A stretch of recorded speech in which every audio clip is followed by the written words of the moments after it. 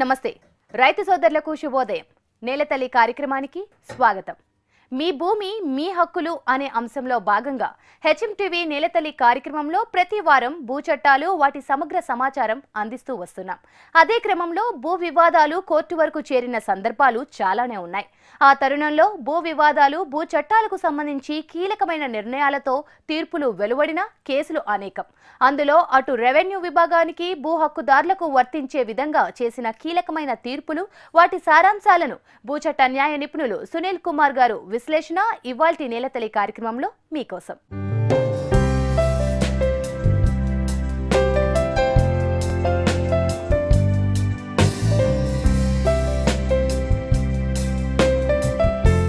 భూ వివాదాల పరిష్కారానికి తగిన న్యాయం కోసం కోర్టు వరకు వెళ్తూ ఉంటారు బాధితులు. అలాంటి సందర్భాల్లో తీర్పులో భాగంగా అటు రెవెన్యూ శాఖకి ఇటు హక్కుదారులకు దిశానిర్దేశం చేస్తూ కీలక నిర్ణయాలను తీసుకున్నాయి ధర్మాసనాలు. భూ సమస్యల పరిష్కారానికి ఎలాంటి సూచనలు ఆదేశాలు చేసింది, ఆ వివరాలను నిపుణులు సునీల్ కుమార్ మాటల్లో తెలుసుకుందాం. ఇప్పుడు ఈ రోజున మనం మాట్లాడుకోబోయే అంశం గౌరవ హైకోర్టు వెలువరించిన భూమి చట్టాలపై కీలక తీర్పులు వాటి సారాంశాల గురించి. అందులో మొదటిది హైకోర్టు వారు ఒక తీర్పులో అభిప్రాయపడినది అంటే రెవెన్యూ యంత్రాంగం ఎవరైనా కింద విఆర్ఓ దగ్గర నుంచి పైన సీసీఎల్ఏ దాకా, విఆర్ఓ కావచ్చు, తహసీల్దార్ కావచ్చు, ఆర్డీఓ లేదా సబ్ కలెక్టర్ కావచ్చు, జాయింట్ కలెక్టరో లేదా సీసీఎల్ఏనో ఎవరైనా సరే ఏ భూమి చట్టం కిందనైనా చర్య తీసుకోవాలి అనుకున్నప్పుడు, చర్య తీసుకునేటప్పుడు అది అసైన్మెంట్ భూముల అన్యాక్రాంతం విషయంలో కావచ్చు, సీలింగ్ భూముల విషయంలో కావచ్చు, 6 చట్టం కింద పాస్ పుస్తకాలు టైటిల్ అంశంలో కావచ్చు, రికార్డు సవరణ కావచ్చు, ల్యాండ్ ఎంక్రోచ్మెంట్ భూ ఆక్రమణ చట్టం కింద కావచ్చు, ఏ చట్టం కింద దాదాపుగా 250 భూమి చట్టాలు ఉన్నాయి తెలంగాణ ఆంధ్రప్రదేశ్లో కలుపుకొని చూస్తే. ఈ చట్టాలలో ఏ చట్టం కింద చర్య తీసుకోవాలన్నా 2 అంశాలు తప్పకుండా పాటించాల్సిందే. ఈ 2 అంశాలని పాటించకపోతే గనక రెవెన్యూ యంత్రాంగం తీసుకున్న చర్య చెల్లదు. ఇచ్చిన తీర్పు కానీ ఉత్తర్వులు కానీ ఆర్డర్ ఏదంటే అది ఏది కూడా చెల్లదు. ఏంటి ఆ 2 కీలకమైన అంశాలు? ఒకటి, తప్పకుండా సంబంధిత వ్యక్తులకు నోటీసు ఇవ్వాలి. చట్టంలో ఎంతకాలం అవకాశం అంటే అంతకాలానికి నోటీస్ ఇవ్వాలి. వారం రోజుల నోటీస్ పీరియడ్ ఇవ్వాలి అంటే వారం రోజులు ఇవ్వాలి, కావాలంటే ఇంక 2 రోజులు ఎక్కువనే ఇవ్వాలి. 15 రోజుల నోటీస్ పీరియడ్ ఇవ్వాలంటే నోటీస్ ఇచ్చుకుంటూ 15 రోజులు టైం ఇవ్వాలంటే 15 రోజులు ఇవ్వాలి. ఇలా కనుక నోటీసు ఇవ్వకపోయినా లేదా చట్టపరంగా ఇవ్వాల్సినంత సమయం ఇవ్వకపోయినా వారు తీసుకునే చర్యలకి వారిచ్చే ఉత్తర్వులకి చట్టబద్ధత ఉండదు. ఇక 2వ అంశం హైకోర్టు వారు చెప్పింది ఏంటంటే ఏ చట్టం కింద చర్య తీసుకోవాలన్నా ఎవరిపైనైతే చర్యలు తీసుకుంటారో వారికి వారి వాదనలు చెప్పుకునే అవకాశాన్ని తప్పకుండా ఇవ్వాలి. అసైన్మెంట్ భూముల అన్యాక్రాంతం జరిగిందని ప్రభుత్వం భూమి తిరిగి తీసుకుంటుంది. ఎవరికైతే అసైన్ చేశారో వాళ్ళకి, ఇప్పుడు ఎవరైతే ఆ భూమి మీద ఉన్నారో వాళ్ళకి వారి వాదనలు చెప్పుకునే అవకాశం ఇవ్వాలి. 6 చట్టం కింద రికార్డులో సవరణలు చేస్తున్నారు. ఆ సవరణ వల్ల ఎవరైతే ఎఫెక్టెడ్ పార్టీస్ ఉంటారో వాళ్ళ వాదనలు చెప్పుకునే అవకాశం ఇవ్వాలి. ఈ విధంగా నోటీసు ఇవ్వకపోయినా, చాలినంత సమయం ఇవ్వకపోయినా, వారి వాదనలు చెప్పుకునే అవకాశం ఇవ్వకపోయినా, ఆ వాదనలు వినిపించే అవకాశం ఇవ్వకుండా, నోటీస్ ఇవ్వకుండా తీసుకున్న చర్యలు నిలబడవు. అలాంటి చర్యల్ని పైన కోర్టు కొట్టేయడానికి అవకాశం ఉంటుంది. తెలంగాణ లేదా ఆంధ్రప్రదేశ్ అసైన్ ల్యాండ్ బదలాయింపు నిషేధ చట్టం 1977 పిఓటి చట్టం. ఈ చట్టం కింద చర్య తీసుకోవాలి అన్నట్లయితే ఇచ్చిన అసైన్మెంట్ పట్టా, అది లవణి పట్టా లేదా డీకేటీ పట్టా, డీఫామ్ పట్టా, ఈ పట్టా కాగితంలో అసైన్మెంట్ భూమి అమ్మకూడదు అనే నియమం ఉంటేనే ఈ చట్టం వర్తిస్తుంది. సో ఈ చట్టం కింద ఏ అసైన్మెంట్ భూమి మీదైనా రెవెన్యూ యంత్రాంగం చర్య తీసుకోవాలి అంటే పట్టాలో ఈ నియమం ఉండాల్సిందే. ఇచ్చిన పట్టాలో కనుక ఈ నియమం లేకుండా ఉంటే పిఓటి చట్టం వర్తించదు. ఆ చట్ట ప్రకారం చర్యలు తీసుకోవడానికి వీలు కాదు. మరొక మాట ఏంటంటే తెలంగాణలో 1958 వరకు, ఆంధ్రప్రదేశ్ రాష్ట్రంలో 1954 వరకు ఇచ్చిన అసైన్మెంట్ పట్టాలో ఇలాంటి నియమం లేదు. అంటే అర్థం ఏంటంటే ఈ 58 కంటే ముందు తెలంగాణలో, 54 కంటే ముందు ఆంధ్రప్రదేశ్లో ఇచ్చిన అసైన్మెంట్ భూములకి పిఓటి చట్టం వర్తించదు. ఇక 3వ తీర్పు 6వ చట్టానికి సంబంధించి. ఆంధ్రప్రదేశ్ లేదా Telangana rights in land and pattadar passbooks and act 1977, దీన్నే మనం 6వ చట్టం అంటాం పాపులర్గా, లేదా పాస్ పుస్తకాల చట్టం అంటాం. ఈ చట్టం కింద రెవెన్యూ రికార్డులో ఉన్న తప్పొప్పులని లేదా జారీ చేసిన పాస్ పుస్తకాలు టైటిల్ డీడ్ మీద ఆర్డీఓకి అప్పీల్కి వెళ్ళే అవకాశం ఉంటుంది. అదేవిధంగా జాయింట్ కలెక్టర్ దగ్గర రివిజన్ పిటిషన్ వేసుకోవచ్చు సెక్షన్ 9 ప్రకారము. హైకోర్టు వారు ఏమన్నారంటే ఈ సెక్షన్ 9 ప్రకారం ఎవరైనా దరఖాస్తు పెట్టుకున్నా జాయింట్ కలెక్టర్ గారు చర్యలు తీసుకోవడానికి ఉంటుంది ఈ రివిజన్ అథారిటీ ప్రకారం. లేదా జాయింట్ కలెక్టర్ తనంతట తాను కూడా ఎవరూ దరఖాస్తు పెట్టకపోయినా సరే తనంతట తానుగా కూడా రికార్డులో తప్పులు జరిగినట్లయితే మార్పులకు ఆదేశించడానికి, జారీ చేసిన పాస్ పుస్తకాలు టైటిల్ డీడ్ మీద చర్యలు తీసుకోవడానికి అధికారాలు ఉన్నాయి సెక్షన్ 9 ప్రకారం. ఇక మరో తీర్పు ఏంటంటే వారసుల మధ్య కనుక భూ యాజమాన్య హక్కు వివాదాలు ఉన్నప్పుడు తహసీల్దారు పాస్ పుస్తకాలు టైటిల్ డీడ్ జారీ చేయవచ్చా? అన్నదమ్ముల మధ్యలో ఆస్తి వివాదాలు ఉన్నాయి. తండ్రి నుంచో తాత నుంచో భూమి వస్తుంది, వీళ్ళు పంపకాలు చేసుకోవాలి, దానికి ప్రకారం మ్యూటేషన్ పెట్టండి అని దరఖాస్తు పెట్టుకున్నప్పుడు యాజమాన్య హక్కు వివాదం కనుక ఉన్నట్లయితే ఆ యాజమాన్య హక్కు వివాదాన్ని సివిల్ కోర్టు తేల్చాల్సిందే. సివిల్ కోర్టు ఆ వివాదం తేల్చిన తర్వాతనే పాస్ పుస్తకాలు ఇవ్వాల్సింది, కానీ వివాదంలో ఉన్నప్పుడు పాస్ పుస్తకాలు టైటిల్ డీడ్ జారీ చేయడానికి అవకాశం లేదు. ఇక మరో తీర్పు రిజిస్టర్డ్ దస్తావేజులకు సంబంధించి. ఒకసారి ఒక డాక్యుమెంట్ని సబ్ రిజిస్ట్రార్ కార్యాలయంలో రిజిస్ట్రేషన్ జరిగిన తర్వాత అది సేల్ డీడ్ కావచ్చు, గిఫ్ట్ డీడ్ కావచ్చు, వీలునామా కావచ్చు, మరే డాక్యుమెంట్ అయినా సరే ఒకసారి సబ్ రిజిస్ట్రార్ కార్యాలయంలో రిజిస్టర్ అయిన తర్వాత ఆ డాక్యుమెంట్ని రద్దు చేసే అధికారం సబ్ రిజిస్ట్రార్కి లేదు. రిజిస్ట్రేషన్ అధికారులకి రిజిస్ట్రేషన్ మాత్రమే చేయగలుగుతారు తప్ప దాన్ని రద్దు చేసే అధికారం లేదు. ఒకవేళ ఆ డాక్యుమెంటు తప్పున్నా లేకపోతే ఆ డాక్యుమెంటు హక్కులు లేని వాళ్ళు రిజిస్ట్రేషన్ చేసినా ఇంకేదైనా వివాదం ఉన్నా ఆ డాక్యుమెంట్ను రద్దు చేయాలి అంటే కనుక సివిల్ కోర్టుకు వెళ్ళాల్సిందే. లేదా ఆ డాక్యుమెంట్ రాసుకున్న ఇరు పక్షాలు కనుక ఒప్పుకున్నట్లయితే మళ్ళీ ఇద్దరూ కలిసి ఒక రెక్టిఫికేషన్ డీడ్ రాసుకొని దాన్ని రిజిస్ట్రేషన్ చేసుకోవాల్సిందే. అంతేగాని సబ్ రిజిస్ట్రార్కి డాక్యుమెంట్ని రద్దు చేసే అధికారం లేదు. కానీ ఒక డాక్యుమెంట్ రిజిస్ట్రేషన్కి వచ్చినప్పుడు సెక్షన్ 22A లిస్ట్ అంటే ప్రొహిబిటెడ్ ప్రాపర్టీ లిస్టు లేదా నిషేధిత జాబితాలో కనుక ఆస్తి ఉన్నట్లయితే రిజిస్ట్రేషన్ తిరస్కరించే హక్కు సబ్ రిజిస్ట్రార్కి ఉంటుంది. కానీ ఒకసారి రిజిస్ట్రేషన్ అయిన తర్వాత క్యాన్సిల్ చేసే అధికారం సబ్ రిజిస్ట్రార్కి ఉండదు. తెలుగు రాష్ట్రాల్లో ఉండే భూ చట్టాల్లో స్వల్ప తేడాలు తప్ప దాదాపు ఒకే రకమైన చట్టాలు ఉన్నాయి.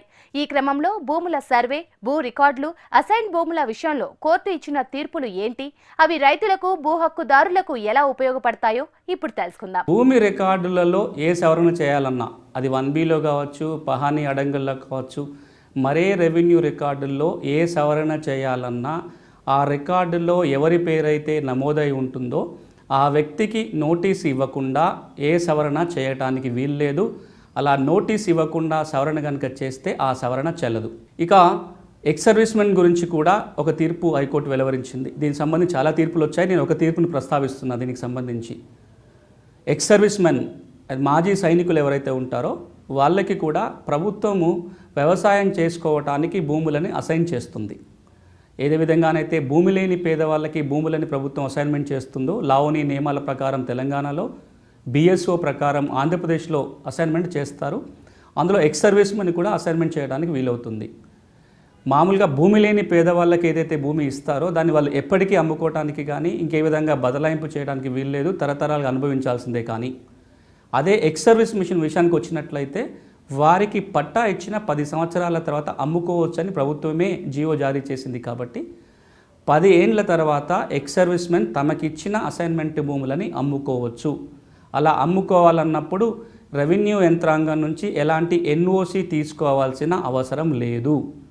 అంతేకాదు ఎక్స్ సర్వీస్మెన్కి పట్టా ఇచ్చిన 10 సంవత్సరాల తర్వాత ఆ భూమిని ప్రొహిబిటెడ్ లిస్టులోంచి తొలగించాలి.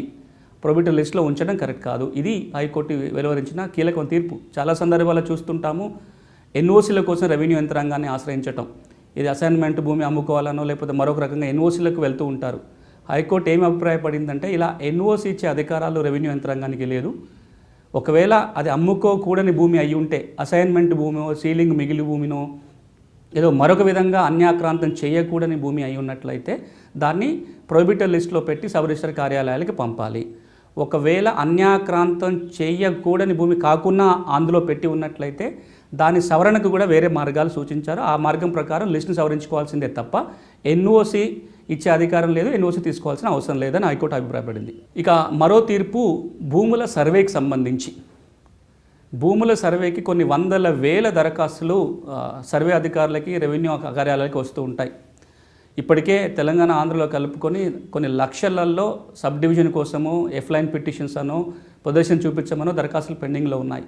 ఇందులో ప్రభుత్వ భూములకు పెట్టుకున్న దరఖాస్తులు ఉంటాయి, లావణ్య భూములకో, అసైన్మెంట్ భూములకో, పట్టా భూముల కోసం పెట్టుకున్న దరఖాస్తులు కూడా ఉంటాయి. సర్వే కోసం ప్రైవేటు భూములకు దరఖాస్తు పెట్టుకున్నప్పుడు కొన్ని సందర్భాలలో ప్రైవేటు భూములకు సర్వే చేయడం కుదరదని తిరస్కరించిన సందర్భాలు ఉన్నాయి, లేదా సబ్ డివిజన్ చేయడానికి వీల్లేదు అని తిరస్కరించిన సందర్భాలు ఉన్నాయి. ఈ తీర్పులో హైకోర్టు ఏం చెప్పిందంటే, ప్రైవేటు భూములకి సర్వేకి దరఖాస్తు పెట్టుకున్నా సరే సర్వే అధికారులు ఆ దరఖాస్తు తీసుకోవాల్సిందే, సంబంధిత వ్యక్తులకు నోటీసులు ఇచ్చి సర్వే చేయాల్సిందే అని హైకోర్టు తమ అభిప్రాయాన్ని వెలుపుచ్చింది. ఇది సర్వే అధికారులందరూ కూడా పాటించాల్సి ఉంటుంది. ఇక్కడ ఒక అంశాన్ని అందరికీ గుర్తు చేయదలుచుకున్నాను. ఏదైతే గౌరవ హైకోర్టు ఇచ్చిన తీర్పులు ఉంటాయో, లేదా సుప్రీంకోర్టు తీర్పులు ఉంటాయో, ఆ తీర్పులు అందులో సారాంశం అందరికీ వర్తిస్తాయి. ఇలాంటి అంతేగాని ఈ తీర్పు పలానా కేసులోనే ఇచ్చారు కాబట్టి మాకు వర్తించదు అని రెవెన్యూ అధికారులు చెప్పడానికి ఉండదు. వీటికి అనుకూలంగా మళ్ళీ ప్రభుత్వం జీవో జారీ చేస్తేనే మేము పాటిస్తామని చెప్పడానికి ఉండదు. హైకోర్టు తీర్పు అందరికీ వర్తిస్తుంటుంది. కాబట్టి ఇక్కడ ఇంకొక అంశము 1B రికార్డుకి పాస్ పుస్తకానికి సంబంధించిన తీర్పు. 1Bలో ఒక భూమికి సంబంధించి వివరాలు ఒకలా ఉండి, అదే భూమికి సంబంధించి పాస్ పుస్తకం టైటిల్లో వివరాలు వేరుగా ఉంటే అప్పుడు ఏది ప్రివేల్ అవుతుంది, దేనికి చట్టబద్ధత ఉంటుంది అనేది ఈ హైకోర్టు తీర్పులో ఉంది. అది మనం సాధారణంగా చాలా సందర్భంలో మాట్లాడుకుంటున్నాం. 1Bలో ఒక విధమైన వివరాలు, పాస్ పుస్తకం టైటిల్లో మరొక రకమైన వివరాలు ఉన్నట్లయితే 1B రికార్డులో ఏది ఉంటుందో అదే అంతిమంగా ఉంటుంది. ఎందుకంటే పాస్ పుస్తకం టైటిల్ డీడ్ అనేది 1B యొక్క ఎక్స్ట్రాక్ట్ మాత్రమే, 1B ఆధారంగా తయారు చేసిన రికార్డు మాత్రమే. కాబట్టి ఈ రెండిట్లో వేరు వివరాలు ఉంటే 1Bలో ఏది ఉంటుందో అదే ఫైనలు. 1B ఆధారంగా పాస్ పుస్తకం టైటిల్ని సవరించాల్సిందే. ఈ తీర్పు వచ్చిన తర్వాత మళ్ళీ 6 చట్ట సవరణలు కూడా జరిగాయి ఏపీ, తెలంగాణలో. ఇప్పుడున్న నూతన నియమం ప్రకారం ఏంటంటే, ఆన్లైన్లో ఉన్న 1Bలో ఏదైతే ఉంటుందో అదే అంతిమం.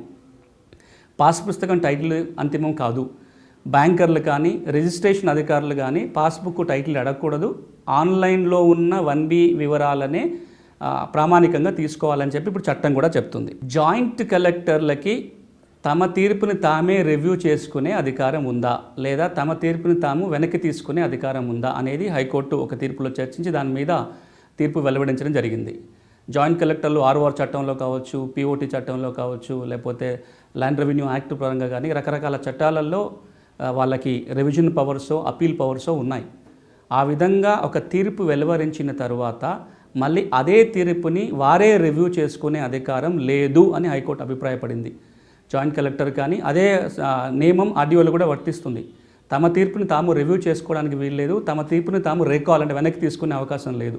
ఒకవేళ కనుక ఫ్రాడ్ జరిగి అలాంటి తీర్పు వచ్చినట్లయితే ఆ ఫ్రాడ్ని ఒక కారణంగా చూపించుకొని రివ్యూ కానీ రీకాల్ కానీ చేయడానికి ఉంటుంది తప్ప మరో సందర్భంలో అవకాశం లేదు.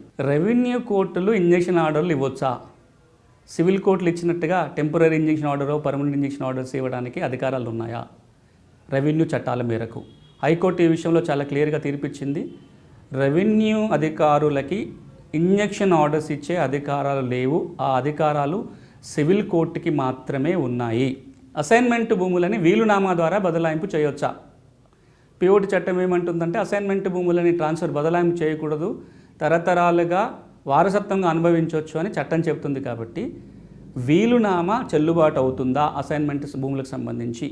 దీని మీద ఒక తీర్పులో హైకోర్టు చెప్పిన అభిప్రాయం ఏంటంటే, వీలునామా చేయటానికి వీల్లేదు, కానీ ఆ వీలునామా కనుక తమ వారసుల పేరు మీదనే, అసైన్ ఎవరైతే ఉన్నారో తమ వారసులు అందరికీ కానీ ఆ వారసుల్లో కొందరికి కానీ వీలునామా రాసినట్లయితే అలాంటి వీలునామా చెల్లుబాటు అవుతుందని హైకోర్టు తీర్పిచ్చింది. రెవెన్యూ శాఖలో ఉండే అధికారులకు ఏ మేరకు చర్యలు తీసుకునే అధికారం ఉంటుంది? వాటి పరిమితులను ఏ విధంగా కోర్టులు నిర్ణయించాయి? అదేవిధంగా రెవెన్యూ కోర్టులకు ఉండే అధికారాలు ఏంటి? రక్షిత కౌలు చట్టంతో పాటు మరిన్ని సెక్షన్లు గల అసైన్డ్ భూముల చట్టం పరిమితుల గురించి ఇప్పుడు చూద్దాం. అసైన్మెంట్ భూములని సాగు చేయలేదనో, ఇంటి స్థలం కోసం ఇచ్చిన భూమిలో ఇల్లు కట్టలేదనో వెనక్కి తీసుకునే అధికారం ప్రభుత్వానికి ఉందా? లావణి నియమాలు కానీ, BSO కానీ అసైన్మెంట్ పట్టాలో ఉన్న నియమం కానీ ఏం చెప్తుంది అంటే, సాగు చేయడానికి ఇచ్చినట్లయితే పట్టా ఇచ్చిన 3 సంవత్సరాల లోపల ఆ భూమి సాగులోకి తీసుకురావాలి అని నియమం ఉంటుంది. 13, 14 నియమాలు ఆ పట్టాలో ఉంటాయి. ఇది ఒక నియమం. ఈ 14 నియమాలలో ఏ నియమాన్ని ఉల్లంఘించినా సరే ప్రభుత్వం భూమిని వెనక్కి తీసుకోవచ్చు. అర్థం ఏంటి? 3 సంవత్సరాల లోపల కనుక పట్టా ఇచ్చిన 3 సంవత్సరాల లోపల సాగులోకి తేకపోతే ఆ భూమిని తిరిగి తీసుకునే అధికారం ప్రభుత్వానికి ఉంటుంది. ఇక్కడ ఈ కండిషన్ చెప్పి చాలా సందర్భాలలో పట్టా ఇచ్చిన దశాబ్దాలు గడిచిన తర్వాత కూడా ప్రభుత్వాలు వెనక్కి తీసుకుంటున్నాయి. పట్టా ఇచ్చినాక 20-30 ఏళ్ళ తర్వాత కూడా మీరు భూమి సాగులో లేరు కాబట్టి పట్టా కండిషన్ ఉల్లంఘించారని భూములు వెనక్కి తీసుకున్న సందర్భాలు చూస్తున్నాం. ఇలాంటి ఒక కేసులో హైకోర్టు వరకు వచ్చిన ఒక కేసులో హైకోర్టు చెప్పిన అభిప్రాయం ఏంటంటే, హైకోర్టు వెలువరించిన తీర్పు ఏంటంటే, ఈ విధంగా ప్రభుత్వం వెనక్కి తీసుకునే అధికారం ఉంది, కానీ ఇది రీజనబుల్ టైంలో ఇలాంటి చర్యలు తీసుకోవాలి. దశాబ్దాలు గడిచిపోయిన తర్వాత ఇలా చర్యలు తీసుకోవటం చట్టబద్ధం కాదు అని తీర్పు ఇచ్చింది. ఏది రీజనబుల్ టైం అనేది రెవెన్యూ అధికారులు చూడాలి. 10 ఏళ్ల తర్వాత, 20 ఏళ్ల తర్వాత 3 ఏళ్ల లోపల సాగులో తెచ్చుకోలేదనే కండిషన్ ఉల్లంఘించారని ఇప్పుడు తీసుకోవడం సబబు కాదు అని హైకోర్టు తీర్పు. రక్షిత కౌలుదారులకి ఇచ్చే 3080 సర్టిఫికెట్ ఏదైతే ఉంటుందో, ఈ 3080 సర్టిఫికెట్ భూమి హక్కుల నిరూపణలకి అంతిమ సాక్ష్యంగా ఉపయోగపడుతుంది. 3080 ఉంది అంటే ఇంకా ఆ భూమికి వారు యజమాని కిందనే భావించాలి. 3080 ఇచ్చిన తర్వాత ఆ సర్టిఫికెట్ని అప్పీల్ లేదా రివిజన్లో ఛాలెంజ్ చేయడానికి అవకాశం ఉంటుంది. అప్పీలు రివిజన్ కనుక అప్పీల్ ఫైల్ చేయకపోయినా, తర్వాత రివిజన్ ఫైల్ చేయకపోయినా, లేదా అప్పీలు రివిజన్ ఫైల్ చేసి 3080 ఎవరికైతే ఇచ్చారో వారికి అనుకూలంగా తీర్పు వస్తే కనుక ఇక ఆ 3080ని ఫైనల్ డాక్యుమెంట్గా పరిగణించాలి. 3080 ఉన్నవారిని భూ యజమానిగా చూడాల్సిందే అని హైకోర్టు తీర్పు.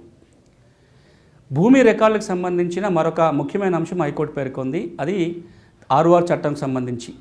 ఆర్ఓఆర్ చట్టం ఏమంటుందంటే, భూమి రికార్డుల్లో ఉన్న వివరాలు సరిచేసేంత వరకు లేదా తప్పు నిరూపించేంత వరకు అవి కరెక్ట్గా భావించాలి. దీన్నే ప్రిజంప్షన్ అంటారు, లీగల్ ప్రిజంప్షన్ అంటారు.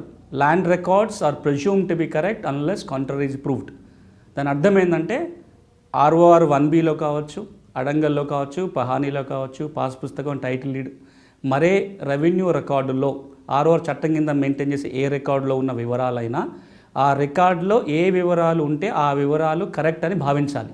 ఎప్పటి వరకు? వాటిని ఆర్ఓఆర్ చట్ట ప్రకారం సరిచేసేంత వరకు, లేదా అవి తప్పు అని ఎవరైనా కోర్టు తీర్పిచ్చే అంతవరకు మాత్రమే కరెక్ట్. ఒకవేళ వాటిని రెవెన్యూ అధికారులు సరిచేసినా లేదా కోర్టు తీర్పు ద్వారా వాటిని సరిచేసినా ఆ సరిచేసిన రికార్డే కరెక్ట్ అవుతుంది.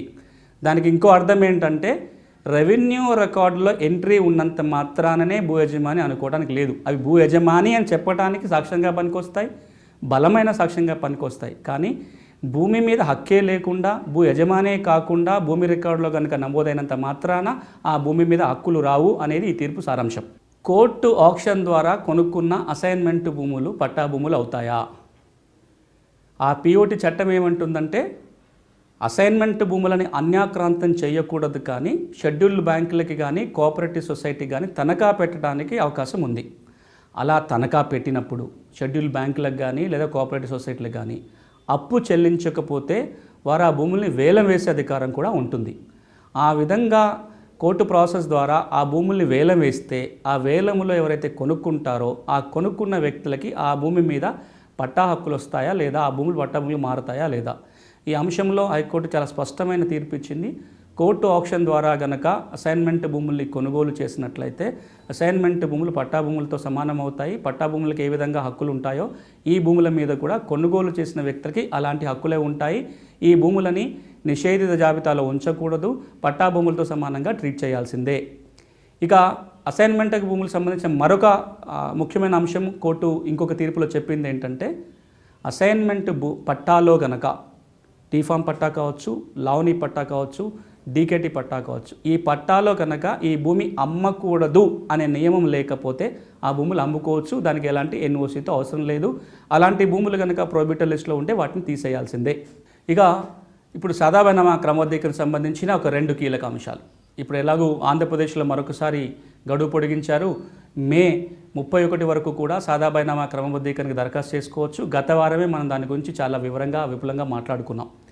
ఇప్పుడు దీనికి సంబంధించిన 2 కీలక తీర్పులను ప్రస్తావిస్తా. ఒక తీర్పు ఏంటంటే, సాదాబైనామా భూముల క్రమబద్ధీకరణ జరగాలి అంటే ఆ విధంగా రాసుకున్న సాదాబైనామా కాగితం ఉండాల్సిందే.